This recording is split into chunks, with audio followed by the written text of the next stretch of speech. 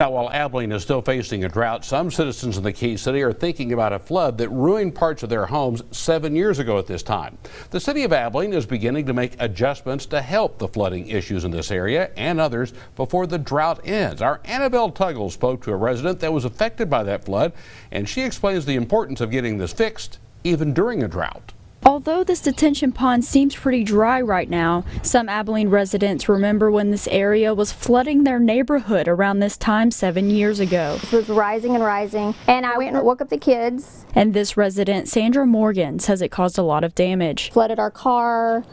It's come all the way up to our front door. Flooding her neighbor's home and causing damage to her garage. But Morgan says this happens every time it rains for multiple days at a time. When it rains like that, nobody wants to go to sleep because you want to just stay out here and watch and make sure that your house isn't going to flood or your cars aren't going to flood. They now move their cars somewhere else every time it rains, and her husband built a large gate to try to move the water to go to the creek. So it would run through.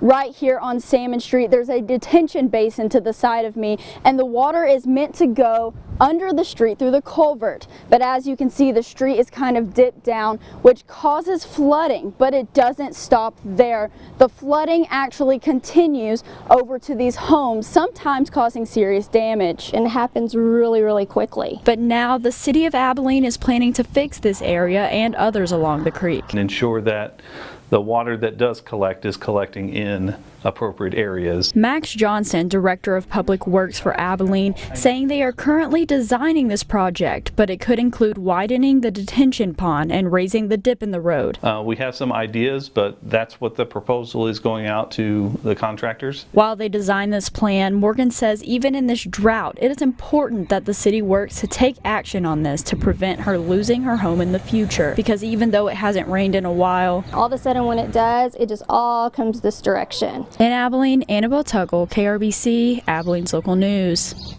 Thank you, Annabelle. Now, this project is improving other areas as well along the creek that flows through Oscar Rose Park. This is part of the city's 25-year master drainage plan to improve the city.